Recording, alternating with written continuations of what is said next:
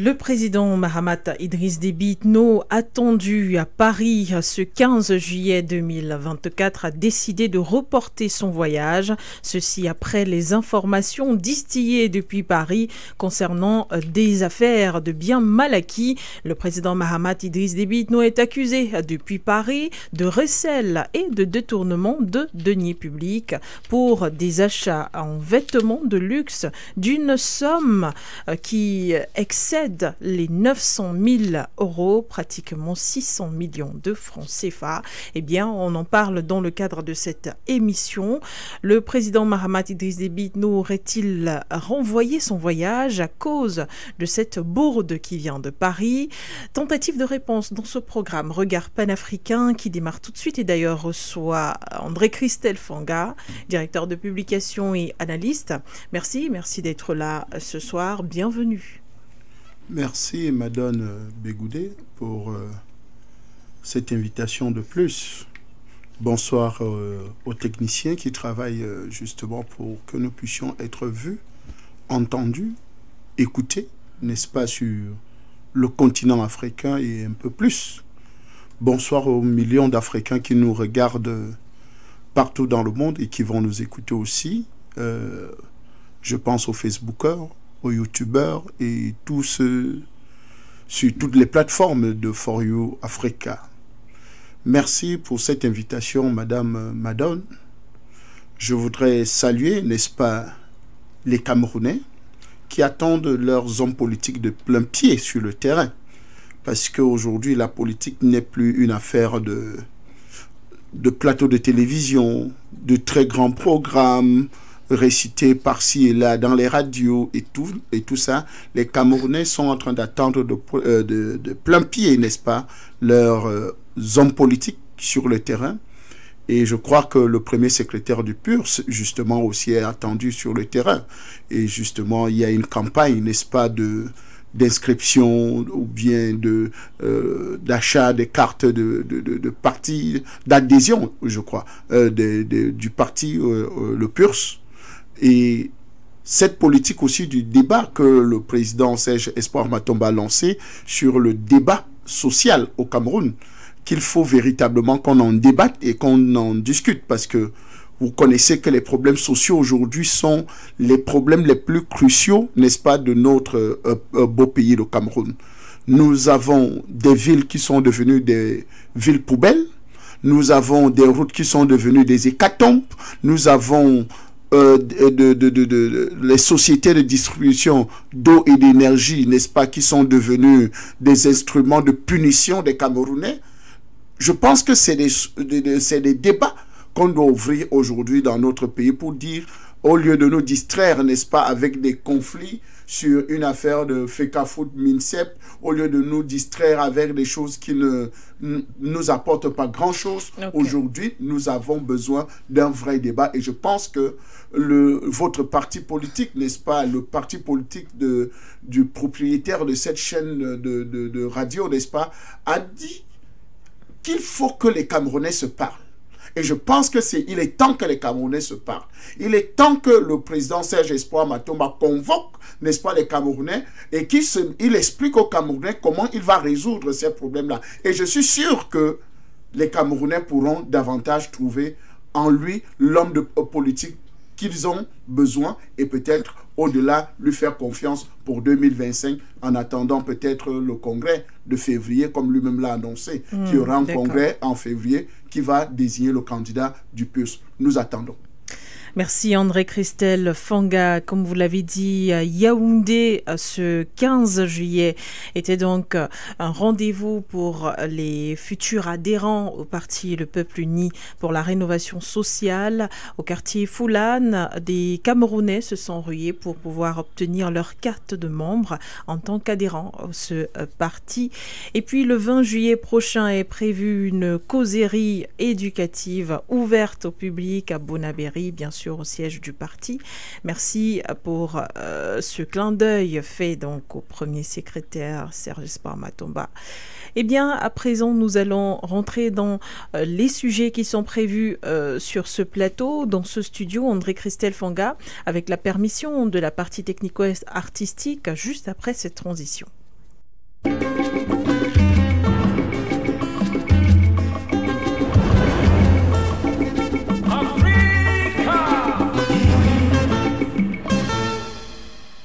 Bienvenue à tous, vous qui nous écoutez sur la 96.3 FM, vous qui nous recevez à travers nos plateformes internet et sur vos petits écrans. C'est un plaisir de vous retrouver à nouveau dans ce programme, dans le cadre de cette émission Regard panafricain, d'ailleurs la première sortie de la semaine, qui, je le disais tout à l'heure, reçoit donc André Christelle Fonga. Eh bien, Monsieur Fonga, il est reproché au chef de l'État tchadien d'avoir dépensé 900 000 €, près de 600 millions de francs CFA, ceci dans le but de s'offrir des vêtements de valeur auprès d'un célèbre tailleur parisien. Ce sont donc des vêtements de luxe.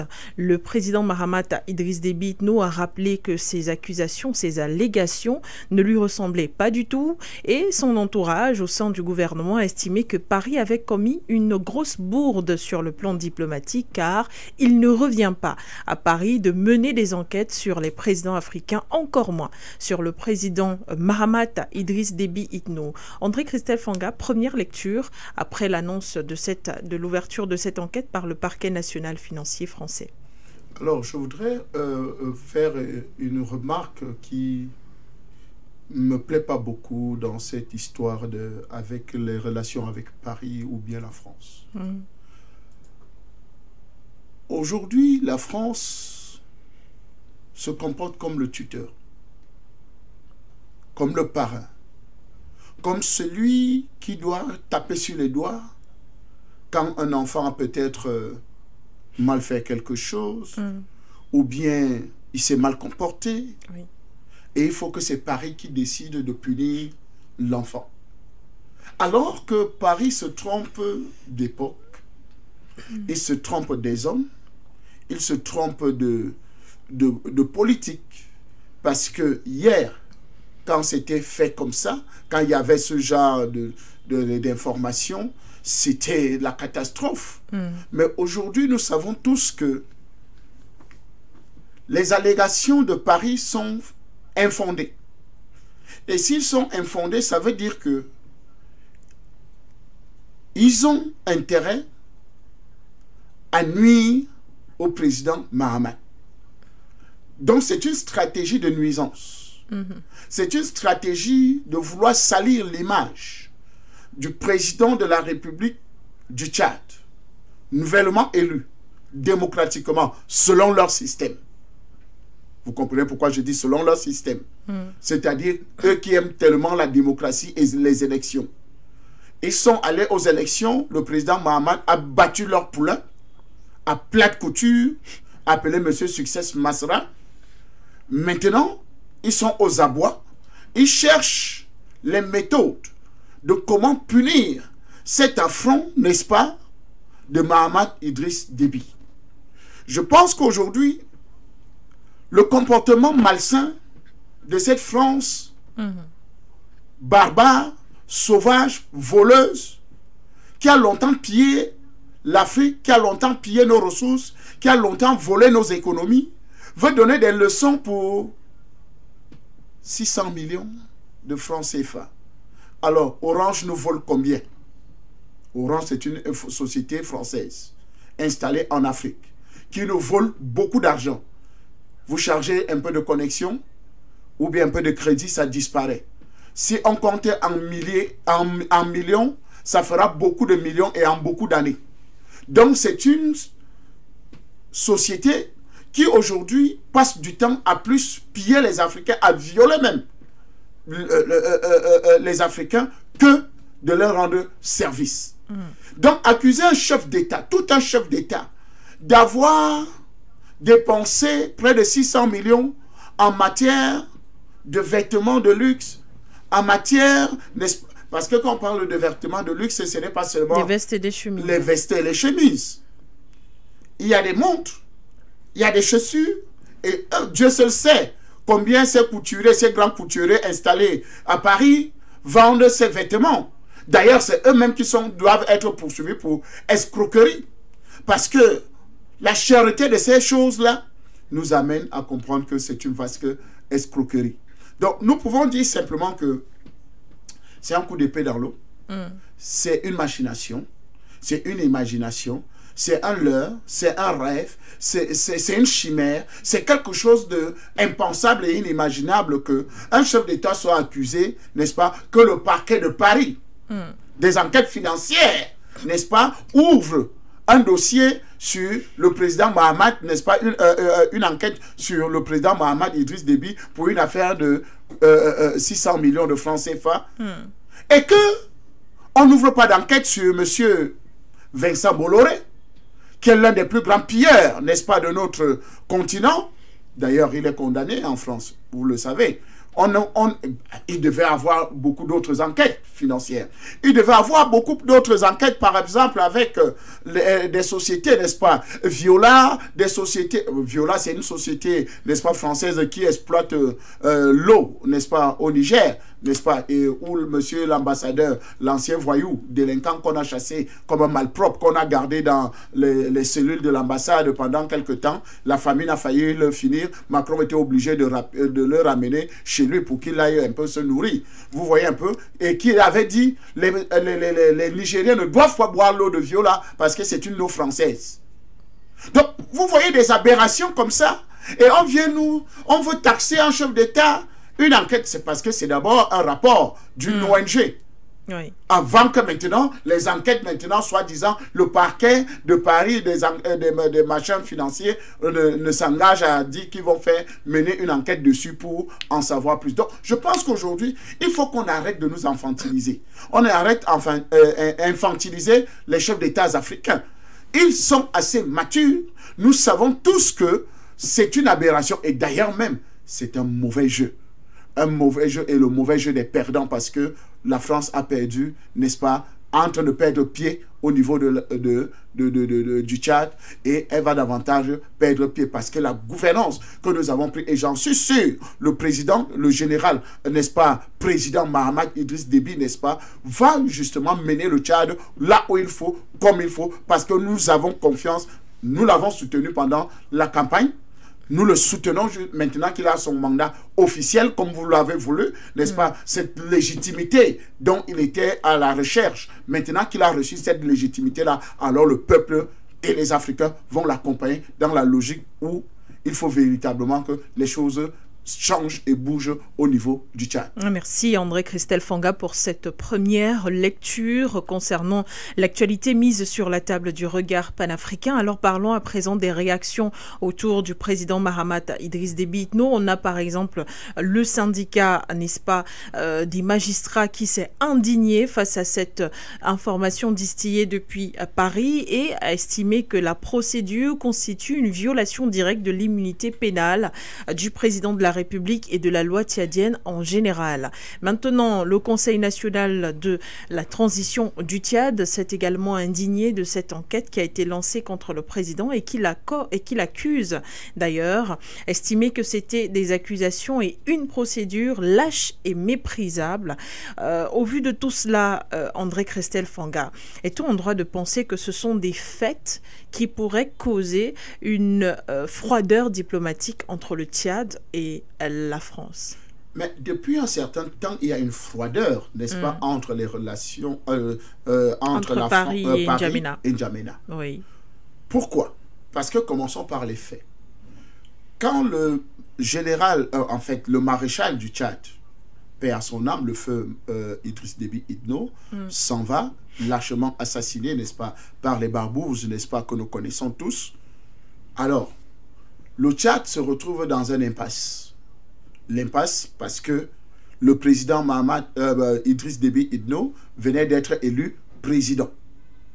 Il n'avait pas encore prêté serment. Il attendait justement la prestation de serment et tout le reste pour qu'il soit officiellement président du Tchad. Alors, il meurt lâchement.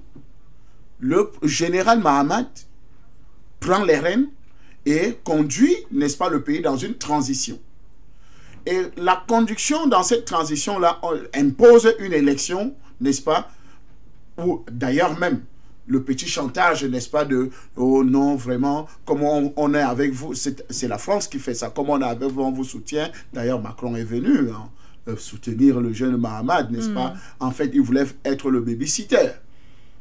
le consolateur de l'enfant qui a perdu son père et lui garantir que non, on va te soutenir jusqu'à un certain niveau.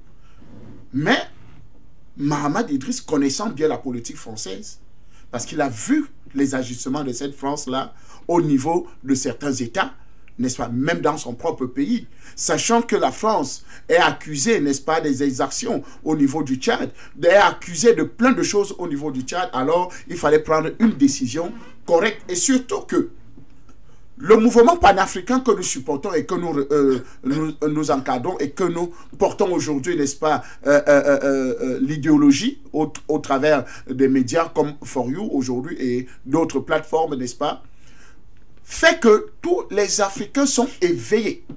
Les peuples africains n'acceptent plus des présidents france-africains. Ils acceptent maintenant ceux qui sont en accord en disant nous allons, n'est-ce pas, défendre l'idéologie panafricaine. Résultat des courses, on impose, n'est-ce pas, une élection. Pardon. On impose une élection et dans les délais très courts, le général Mahamat Idriss s'organise avec son gouvernement. Oui. Et d'ailleurs là, on l'impose d'abord un premier ministre que vous connaissez très bien. Il paraît que hier, vous étiez très amis avec Success Masra. Bon, c'est pas grave. Je ne sais pas de quoi vous parlez. Ah, d'accord. Ben, Success Masra, aujourd'hui, qui a prouvé que il était un agent de l'impérialisme, un agent, n'est-ce pas, double, un agent qui venait pour vouloir faire croire aux Africains que non, il est un panafricain ou bien il est pour les causes sociales africaines. Il s'est joint, n'est-ce pas, à ce gouvernement de transition pour diriger justement le Tchad jusqu'aux élections où il a été candidat et il a été battu. Donc, vous comprenez que l'élection de Mahamat ne fait pas beaucoup plaisir à la France. Parce que avant les élections, quand la Russie est persona non grata partout dans le monde, bon, dans les États que vous connaissez, ces États capitalistes, ces États unipolaristes qui veulent les globalistes, le monde des globalistes, qui ne veulent pas voir la Russie, qui promeut, n'est-ce pas, la communauté, le vous appelez ça quoi? La multipolarité. La multipolarité, c'est-à-dire un monde multipolaire, un monde à plusieurs axes où vous ne décidez pas de votre logique, de votre pensée, vous l'imposez à tout le monde, où chacun peut réfléchir, où chacun peut décider, ok, je fais avec Paul, ou je fais avec Jean, ou bien je fais avec Pierre, ou je suis avec tel, ou je suis avec tel. Nous échangeons avec telle monnaie, et non, où le dollar, le roi dollar était le roi du monde.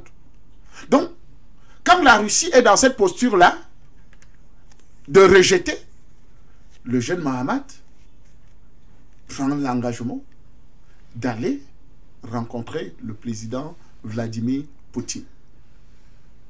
En une période de crise dans le monde, où l'Ukraine, n'est-ce pas, est laminée complètement par la Russie. En fait, l'Ukraine, l'OTAN installé en Ukraine, parce que l'Ukraine est juste le pont avancé, n'est-ce pas, sur lequel l'OTAN s'appuyait pour justement attaquer la Russie.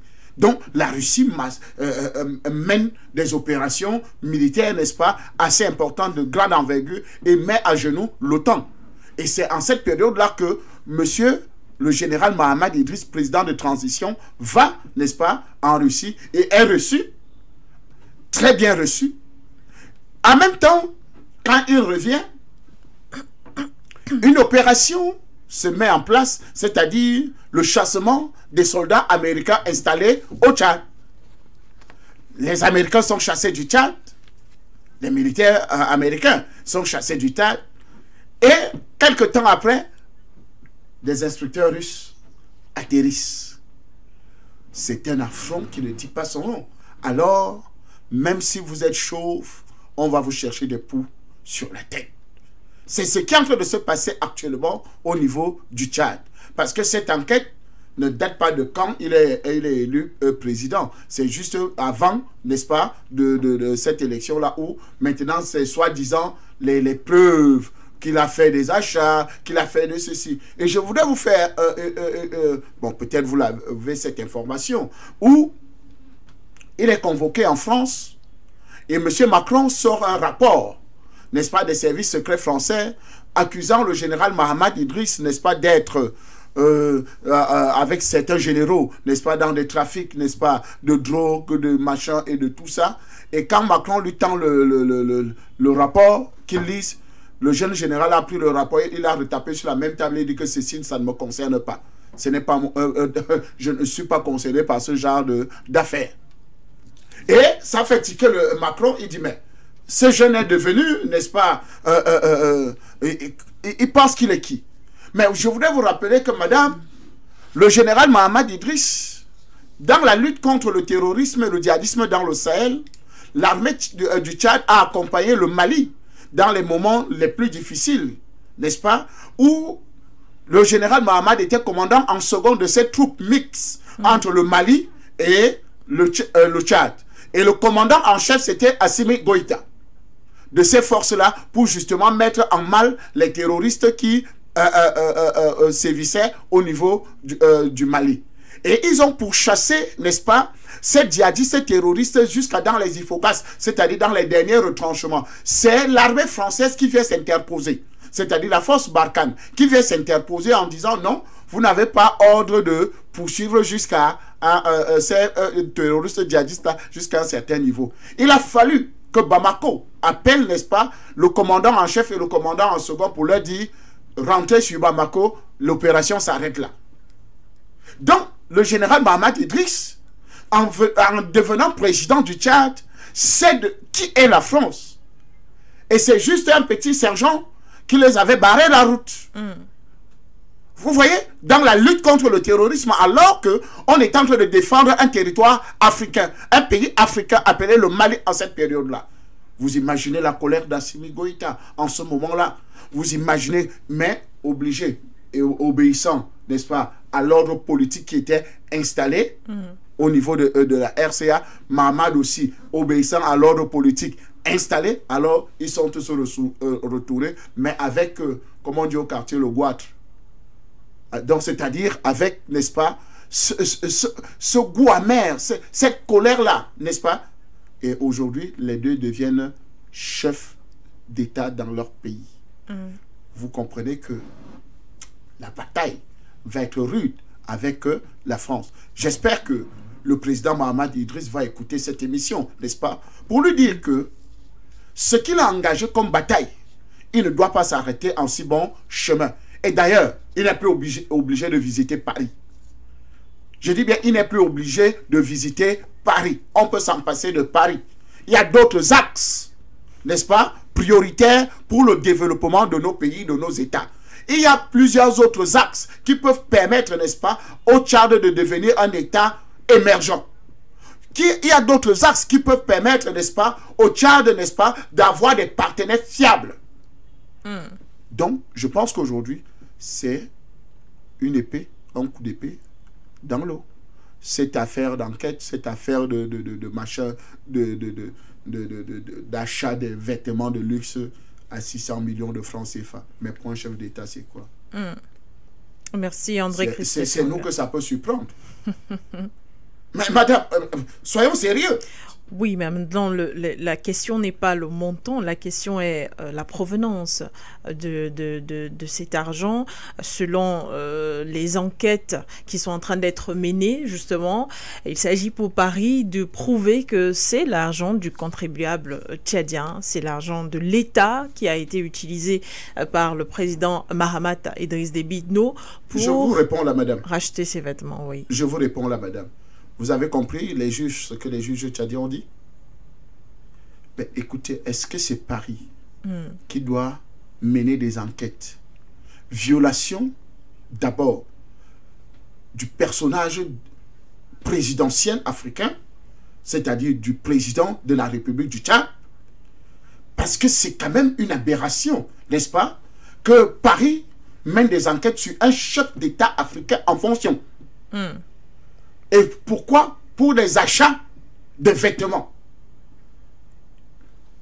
Vous savez, là où On allait acheter des grands immeubles à Paris, des appartements à Paris, acheter des choses est déjà révolu. Parce que la plupart des chefs d'État ont perdu des fortunes, ont perdu des appartements. D'ailleurs, vous vous rappelez de l'affaire de la mairie de Paris avec le Gabon, où la mairie de Paris a décidé de vendre, n'est-ce pas, ou bien de transformer les appartements appartenant, n'est-ce pas, à la famille Bongo comme des logements sociaux pour les désœuvrés parisiens. Vous imaginez ça? La fortune de Mobutu Sese Seko, qu'est-ce que c'est devenu? Que ça soit en Belgique, que ça soit en France, qu'est-ce que c'est devenu? Les fortunes de ces grands chefs d'État qui ont laissé leur argent, qui ont gardé leur argent, ou bien qui ont acheté des immeubles, qui ont acheté des appartements en France. Qu'est-ce que c'est devenu? Sans compter l'argent dans les comptes. Qu'est-ce que c'est devenu? Je pense qu'aujourd'hui, il faut que la France, n'est-ce pas, et sa politique paternaliste d'escroc en chef, parce que c'est de la fémania, ça c'est de la fémania, où vous enquêtez sur un chef d'État pour une histoire de vêtements achetés, mais qu'ils aillent faire ça à François Fillon. Parce que c'est à François Fillon qu'on va... il a acheté 15 vestes, on ne sait pas la provenance des vestes, mais allez faire ça, c'est un Français, c'est normal que vous enquêtez sur lui. Allez faire ça à Nicolas Sarkozy, allez faire ça à François Hollande, allez faire ça au chef d'État français. Mais collez-nous un peu la paix. Et que vraiment nos chefs d'État aussi comprennent que Paris n'est plus fréquentable. La France n'est plus fréquentable, c'est une peste. Quand vous fréquentez la peste, alors elle finit par, ou bien la censure, elle finit par sucer votre sang. Et c'est ce que Paris a envie de faire aujourd'hui. Donc, enquêter sur la provenance des sources ne revient pas au parquet de Paris. Ça revient à l'État centrafricain, tchadien, de décider, de chercher véritablement où est la source. S'il y a même un problème à ça. Parce que c'est ce qu'il faut se poser comme question. Oui. Est-ce que c'était seulement ces vêtements? Ce n'était pas les vêtements de famille? Ce n'était pas les vêtements de presque toute la famille présidentielle qu'il fallait refaire la garde-robe? Est-ce que ce n'était pas normal que Mahamat Idriss Déby, aujourd'hui devenu chef d'État, lui qui était habitué au treillis, c'est-à-dire à la tenue militaire, ne refasse pas sa garde-robe comme chef d'État maintenant, parce qu'il est maintenant président de la République, c'est-à-dire la première personnalité de la République qui doit vendre l'image de ce pays-là. Et vous venez nous taxer de voleurs dans les caisses d'État tchadiens pour aller acheter des vêtements. Mais c'est quelle histoire ça? C'est quelle aberration ça? C'est quelle injure ça? Madame, il faut que la France arrête ce genre de comportement. Et justement, l'entourage du président Mahamat Idriss Déby estime que le président tchadien a été insulté, qu'il devrait se sentir outré. Aujourd'hui, on peut donc dire que ce report de la visite du président Mahamat Idriss Déby, qui était, on le rappelle, attendu ce 15 juillet à Paris, est donc une réponse de N'Djamena à cette attitude constatée depuis Paris en ce qui concerne l'ouverture de cette enquête qui est jugée injuste et même maladroite par l'entourage du président Idriss Déby. Est-ce que la réaction est proportionnelle aux faits reprochés à Paris? Je pense qu'ils n'ont pas encore poussé le bouchon loin. Sinon, la réponse de N'Djamena sera proportionnelle à ce que le Paris... Parce que tout ça encore, ce n'est encore que des petits jalons. Est-ce que ce n'est pas des tentatives aussi de chantage envers le président? C'est des tentatives de chantage envers le président. Je pense que... Et ça, c'était parce que, pour attendre justement cette visite-là, pour le présenter encore. Parce qu'en réalité, la France cherche des éléments sur lesquels ils vont tenir le président Mahamat, qui a déjà pris des élans panafricains assumés. Sachant que il y a des projets de grande envergure qui se préparent au Tchad, c'est-à-dire de révolution véritable, n'est-ce pas, du Tchad. Il y a des très grands projets qui se préparent. Et je suis sûr que la France, pour anticiper, il faut tenir, n'est-ce pas, le président Mahamat Idriss par quelque chose. Mais ce n'est pas avec l'achat des vêtements qu'ils vont venir tenir le président de la République. Vraiment, je dis c'est une insulte. Et je suis très d'accord, n'est-ce pas, avec les juges, avec le Conseil de la transition, n'est-ce pas, pour dire que vraiment, c'est descendre l'image d'un chef d'État africain à ce niveau. Parce que là, je crois que c'est impensable et incroyable. Je pense qu'aujourd'hui, il faut véritablement que l'Africain sache où mettre les pieds. Parce qu'aujourd'hui, mettre les pieds encore à Paris, c'est véritablement, et je pense que c'est une bonne réponse.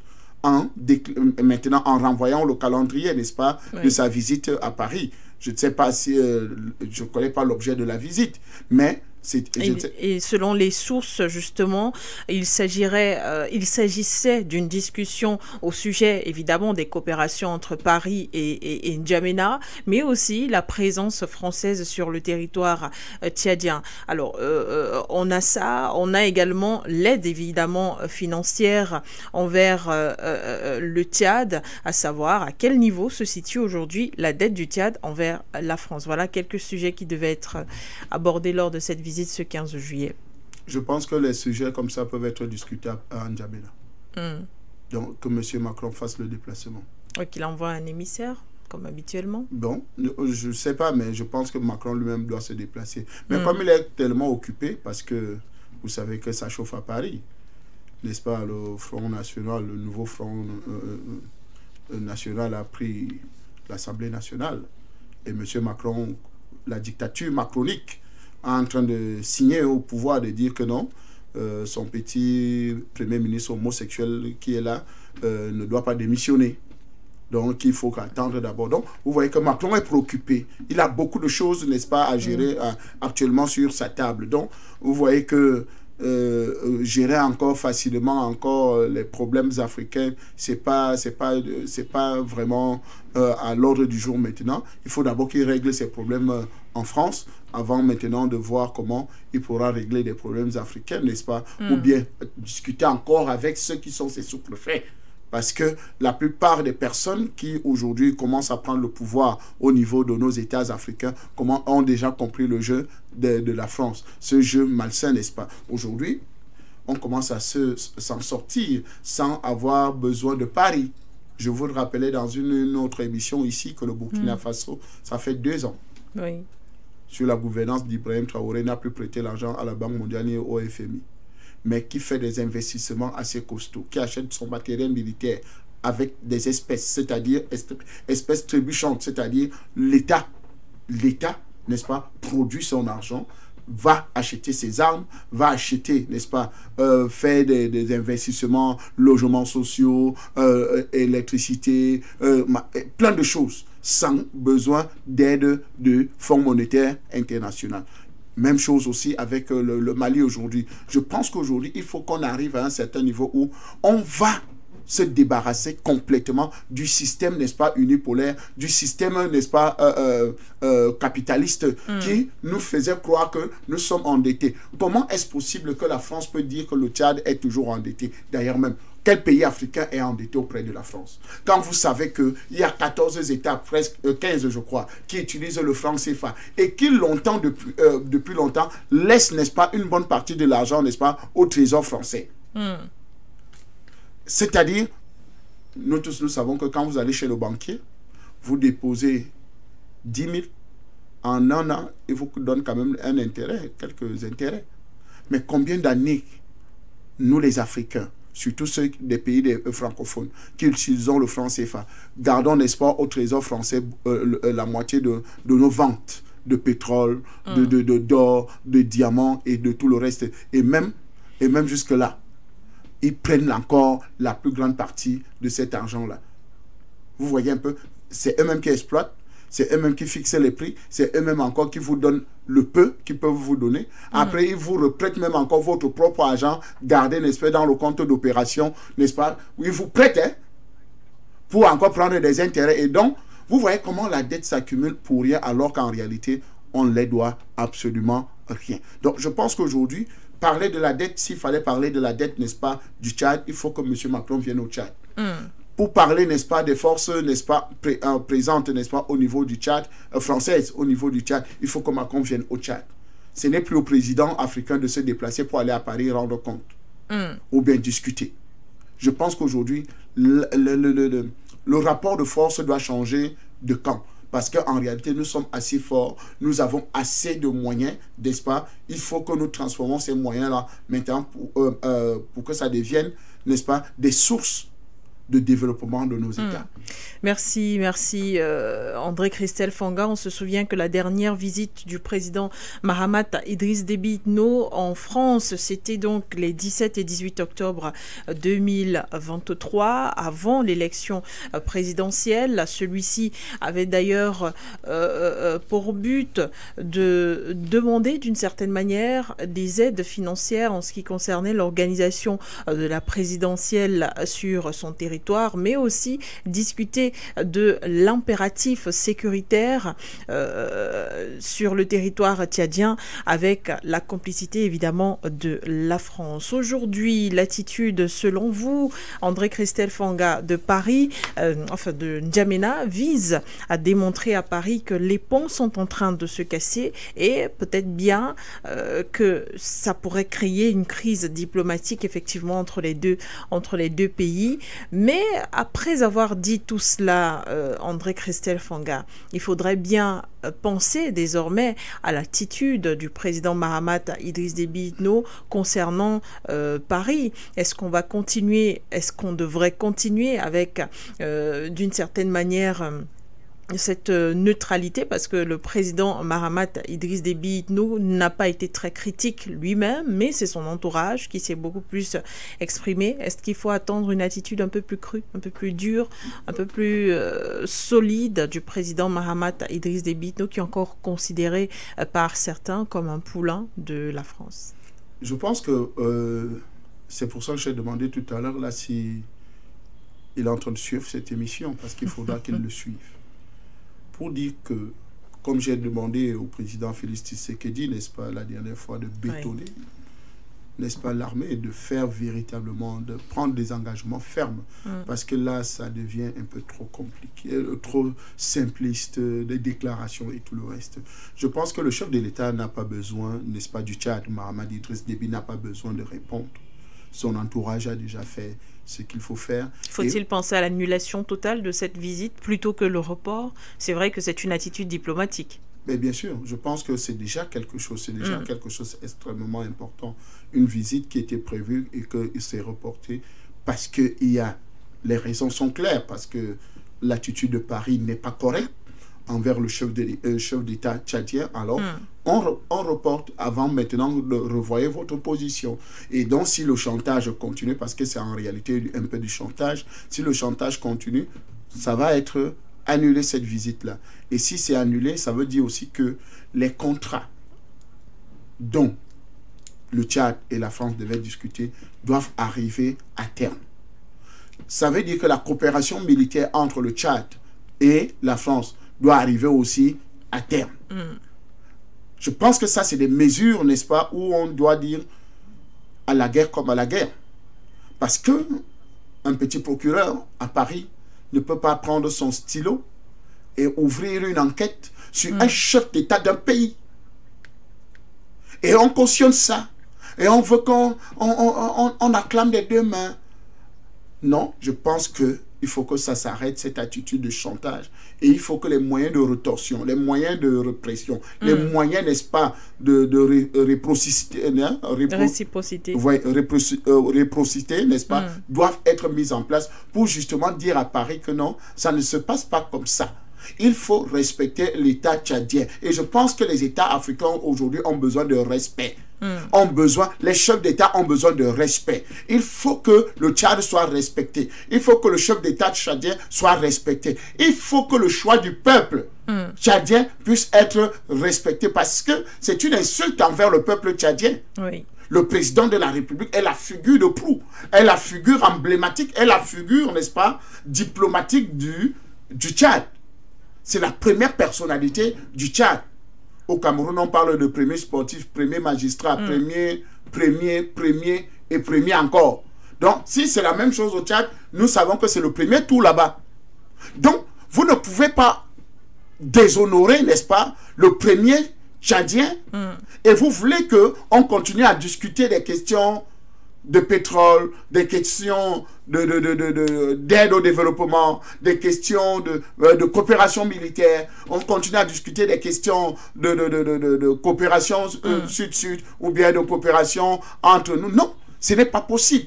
Je pense qu'aujourd'hui, il faut que ce petit chantage s'arrête et que le Tchad prenne des mesures, n'est-ce pas, assez fortes pour que leur pays puisse être respecté. Et je pense que c'est quand ces mesures sont prises que véritablement la France est obligée. Le Mali a pris des mesures fortes. Le Tchad le Niger a pris des mesures fortes. Le Burkina Faso a pris des mesures fortes. Aujourd'hui, où sont les résultats? Et je pense que Paris, je vous encourage même, mettez encore la pression. Mettez encore même, ouvrez même plusieurs autres enquêtes, parce que l'enquête sur les vêtements elle est petite. Il faut ouvrir même des enquêtes, même sur le pétrole, sur l'or, sur plein d'autres choses. Sur la présence russe, cette enquête par contre, elle est très attendue. Oui, voilà, sur la présence russe. Ouvrez même d'autres enquêtes. Là maintenant, ça va mettre la pression au Tchad maintenant de s'allier à leurs frères d'armes d'hier, c'est-à-dire de rejoindre l'AES, c'est-à-dire les États du Sahel, qui devient confédération aujourd'hui et qui peut s'agrandir jusqu'à dans la zone CEMAC. Merci André Christelle-Fanga. Justement, il y a ce rapprochement entre le Tchad et les pays de l'AES qui avait été vu et d'ailleurs que vous prédisiez d'une certaine manière sur ce plateau de regard panafricain. Entre le Tchad et les pays de l'AES, eh bien, les coudes continuent de se resserrer, mais il y a comme un flot inexistant aujourd'hui depuis la création de la Confédération. On n'a pas constaté peut-être les félicitations de certains pays africains qui prouverait l'adhésion à cette initiative. C'est vrai, on a constaté, on va sortir légèrement du sujet peut-être sur le Tchad, on a constaté la réaction par contre du président de la Guinée équatoriale, le président Obiang Nguema, qui s'est dit totalement en phase avec l'initiative prise par les pays de l'Alliance des États du Sahel, qui a d'ailleurs salué et félicité les différents présidents du Burkina Faso, du Mali et du Niger. Est-ce qu'on peut considérer cela, diplomatiquement parlant, comme une main tendue de la Guinée équatoriale, d'Afrique centrale, à ces pays d'Afrique de l'Ouest? Écoutez, je pense que il y a la diplomatie des couloirs et la diplomatie visible. La diplomatie des couloirs voudrait qu'il y a des choses qu'on ne dise pas, qui ne soient pas télévisées, qui ne doivent pas faire l'objet des débats. Et je pense que on ne sort pas du sujet parce qu'on est toujours dans le même sujet. Oui, bien sûr. Le Tchad est concerné par cette diplomatie douce, de cette stratégie, n'est-ce pas, de diplomatie des couloirs, où on est en train de travailler, n'est-ce pas, pour justement arriver à un résultat extrêmement important. Et ça, je pense qu'aujourd'hui, tout le monde en est conscient qu'il y a des États qui sont dans la même optique, dans la même option que les États de l'AES, de la Confédération de l'AES. Aujourd'hui, la Guinée équatoriale s'est présentée, n'est-ce pas, a présenté ses félicitations et qui dit que, parce que la Guinée équatoriale aussi fait partie des pays de la révolution. Parce que les gens oublient aujourd'hui que le président Obiang Nguema est d'abord un général d'armée. Il est arrivé au pouvoir par un coup de force, c'est-à-dire la rupture de l'ordre colonial, comme moi j'aime l'appeler, la rupture de l'ordre colonial. Donc il a pris le pouvoir par les armes, en renversant son oncle. Il a pris le pouvoir et il a révolutionné la Guinée équatoriale qui n'était qu'une petite bourgade hier, qui est devenue une mégapole aujourd'hui, qui est devenue un pays attractif. Maintenant, et d'ailleurs, je voudrais vous donner encore une autre information. Le Burkina Faso a envoyé un émissaire en Guinée équatoriale. Justement, c'est de là que partent ces félicitations. Voilà. De cette visite diplomatique. Exactement. Oui. Donc, vous voyez que c'est justement dans la logique de la construction de quelque chose d'extrêmement important qui est dans la logique, n'est-ce pas, de la diplomatie des couloirs et non de la diplomatie diplomique ou bien visible que vous aimez bien voir. Je pense que des choses sont en train d'être faites, n'est-ce pas, sur notre continent, sur notre Afrique, qui justement amène, n'est-ce pas, aux différents hommes politiques et leaders, n'est-ce pas, de se parler. Vous voyez un peu. Parce qu'aujourd'hui, vous avez suivi la déclaration du député sénégalais à la CEDEAO, au Parlement de la CEDEAO, qui disait mais, ne pas comprendre cette attitude-là, où la CEDEAO, c'est une affaire de réunion seulement des chefs d'État ou bien c'est la CEDEAO des peuples. Donc, vous voyez qu'aujourd'hui, le sentiment, n'est-ce pas, d'appartenir à un même peuple aujourd'hui, à une même communauté, ayant les mêmes souffrances, ayant les mêmes problèmes aujourd'hui, se faire ressentir, que ça soit du Mali au Niger, au Tchad et un peu de partout, n'est-ce pas, ça se fait ressentir, où les gens veulent les meilleures conditions, veulent sortir, n'est-ce pas, de ce monde unipolaire, n'est-ce pas, qui a longtemps, n'est-ce pas, tenu en captivité beaucoup de pays africains, pourquoi pas toute l'Afrique. Donc, vous voyez que cette diplomatie de couloir-là travaille et continue à travailler justement. Et le Tchad fait partie aussi de la stratégie. Je vous ai raconté l'histoire, n'est-ce pas, de Assimi Goïta et de Mahamat Idriss dans le combat, n'est-ce pas, en matière de lutte contre le terrorisme.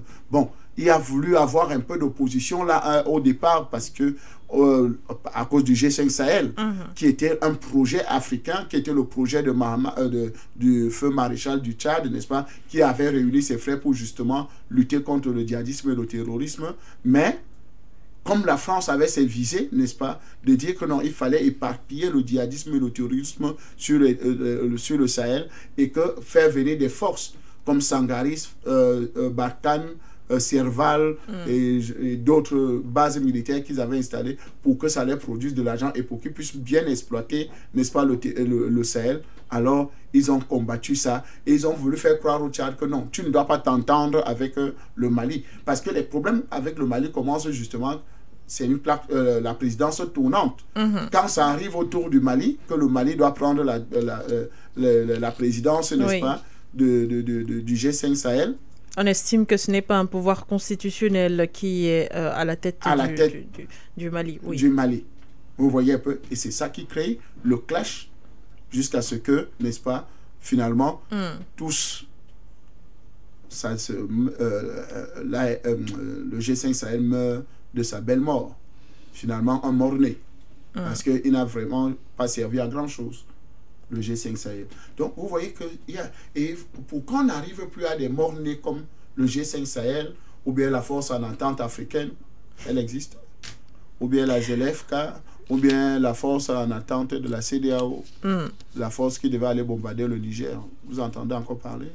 Elle est en attente justement pour lutter contre le terrorisme sur le territoire africain. Voilà. Elle est remodelée aujourd'hui. Ok, d'accord. Non, on connaît tous les terminologies, les adjectifs qualificatifs, n'est-ce pas? Et d'ailleurs, la participation du Mali, du Burkina Faso et du Niger est attendue. D'accord, il faut bien attendre encore. Donc, je pense qu'aujourd'hui, vous voyez que tous ces programmes-là qui ont été ficelés avec le concours, n'est-ce pas, de l'Union européenne, de la Banque mondiale, du FMI, en fait, des institutions du monde unipolaire, doivent mourir. Et donc, nous qui sommes en train de construire un nouveau modèle, un nouveau type, n'est-ce pas, d'Africains et d'Afrique, alors il faut véritablement que nous travaillions dans la diplomatie des couloirs. Et cette diplomatie des couloirs-là, je pense que le président Obiang Nguema Bazogo, n'est-ce pas, est bien outillé pour mieux comprendre cela parce que lui-même aussi a subi les affres, n'est-ce pas, de la France-Afrique ou bien de la France. Vous imaginez un pays comme la Guinée équatoriale qui a un immeuble diplomatique en France et qui fait son immeuble est vendu par la France, soit disant que c'est les biens mal acquis.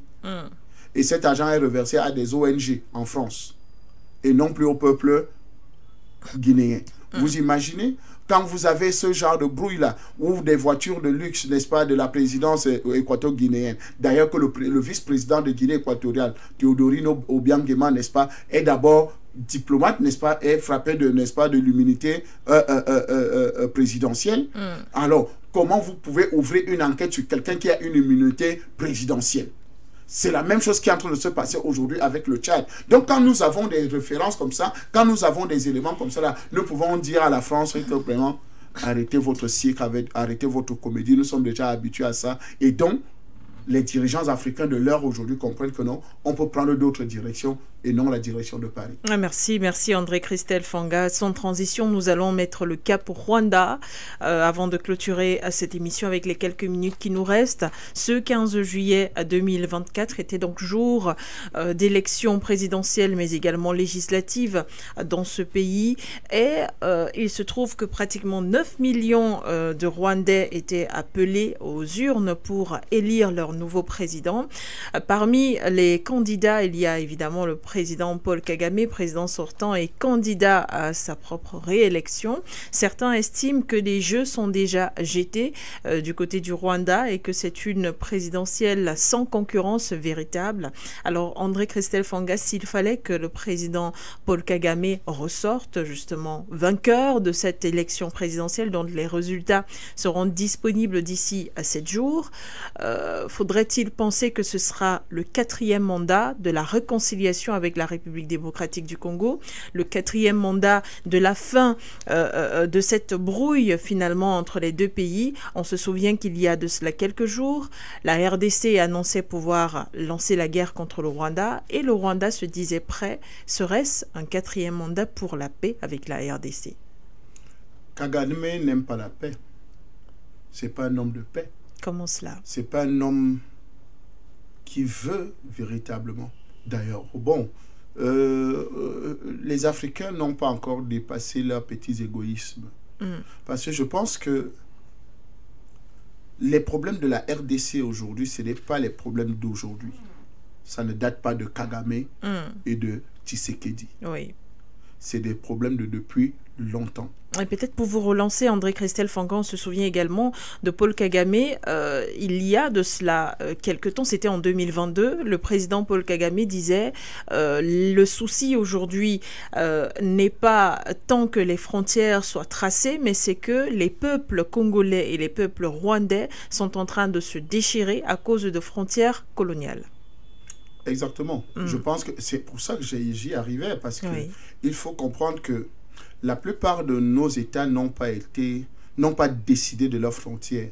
C'est le colonisateur, n'est-ce pas, qu'il soit belge, qu'il soit français, qu'il soit américain, anglais, et tout ça, allemand et tout ça. C'est eux qui ont décidé des frontières. C'est eux qui ont décidé qu'on délimite, et c'était selon des intérêts.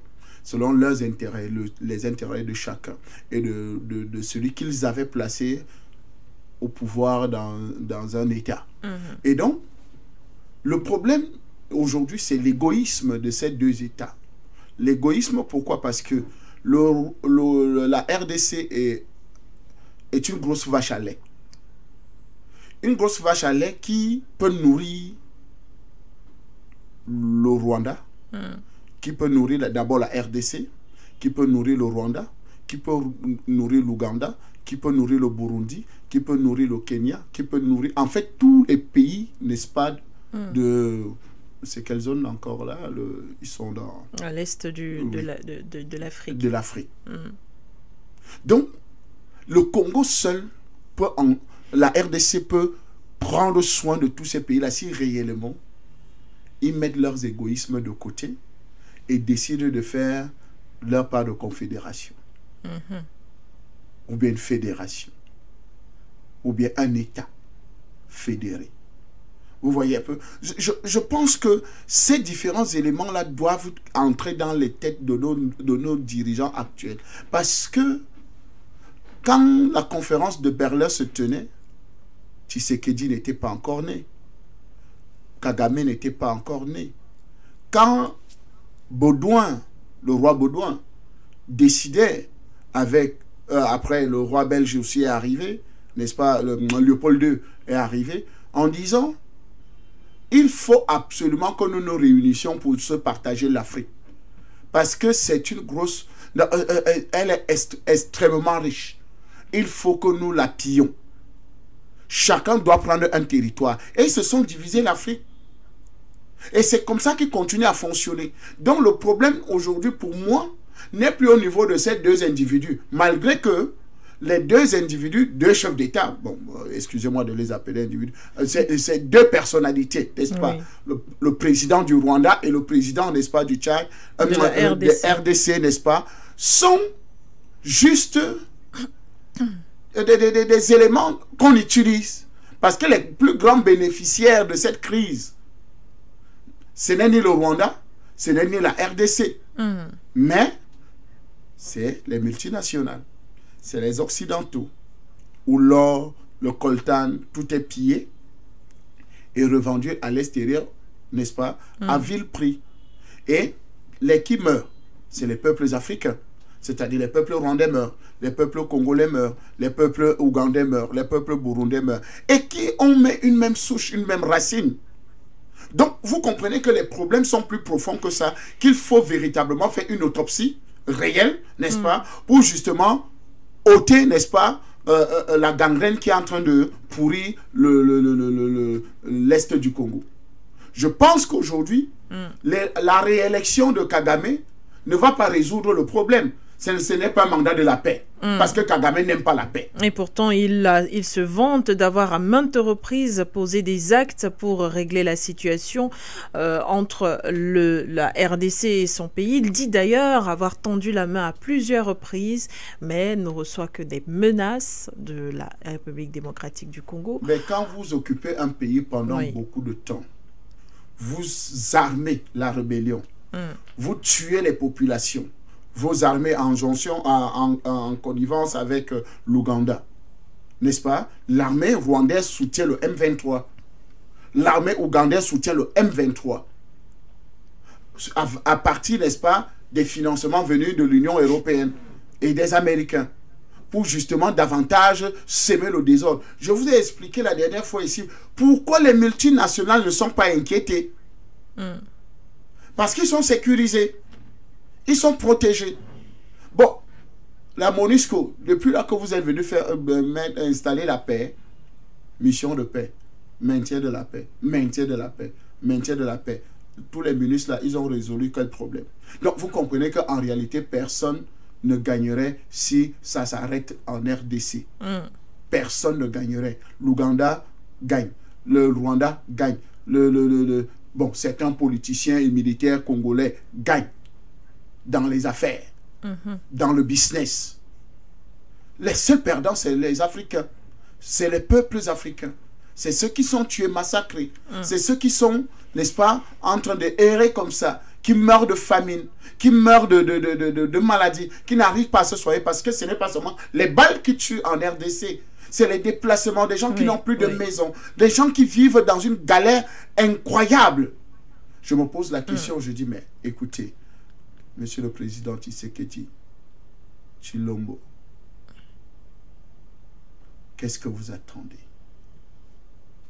pour faire appel à un État puissant comme la Russie pour justement mettre fin à tout ça?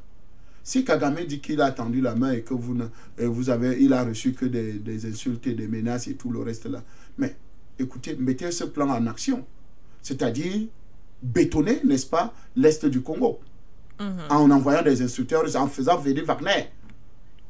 On a vu, quand Wagner est arrivé dans certains pays, le RCA, vous entendez encore parler des anti-Balaka, vous entendez encore parler de la Sénéca, vous entendez encore parler de ces groupes rebelles qui avaient divisé les pays presque en 1000 morceaux. Je pense qu'aujourd'hui, la situation en RDC, c'est simple. Il faut des moyens de rétorsion, il faut des moyens forts, il faut de la puissance. La puissance de feu doit se mettre en action pour que Kagame, qui, n'est-ce pas, même s'il est, bon, il est déjà réélu parce qu'il n'y a pas eu d'élection, c'est l'un des dictateurs les plus éclairés, n'est-ce pas? C'est quelqu'un qui a, n'est-ce pas, la main de fer dans un gant de velours. Il n'y a pas d'opposant là-bas. Il n'y a pas d'opposant au Rwanda. Parce que tous, ils les écrasent.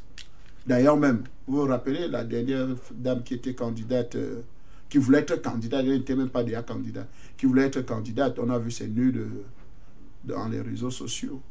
Les services secrets de Kagame travaillent. Voilà. Merci André Christelle Fanga pour vos analyses dans le cadre de ce programme Regard panafricain. On retient de vous que le président Paul Kagame, si jamais il était réélu, et ce sera certainement le cas, ne changera pas grand-chose à la donne. C'est à Félix-Antoine Tshisekedi Tshilombo de jouer sa carte pour résoudre la situation dans l'est de la République démocratique du Congo, dans les provinces du Nord Kivu et du Sud Kivu. Merci infiniment également pour vos analyses. On rappelle quand même les titres. Nous avons discuté de cette affaire de Bien Malaki dont l'enquête a été ouverte à Paris par le parquet national financier français contre le président Mahamat Idriss Déby Itno, qui a d'ailleurs annulé sa visite. Et nous parlions en dernière partie de cette élection présidentielle au Rwanda. Serait-ce le 4e mandat de la paix avec la République démocratique du Congo? La négative était la réponse de André Christelle Fanga. Ce soir, on se retrouve très bientôt, chers messieurs, pour une autre édition du Regard panafricain. Je suis là, madame, à votre disposition. Vous savez les intérêts que j'ai à Regard panafricain, et surtout pour la présentatrice. Merci beaucoup pour cet intérêt à notre équipe. D'ailleurs, je salue aussi Kelly qui est à la mise en onde et derrière les caméras. Regard panafricain, c'est terminé. On se retrouve très bientôt pour une autre édition. Restez en compagnie de nos programmes. L'information se poursuit sur For You Media Africa. Au revoir, N'Djamena.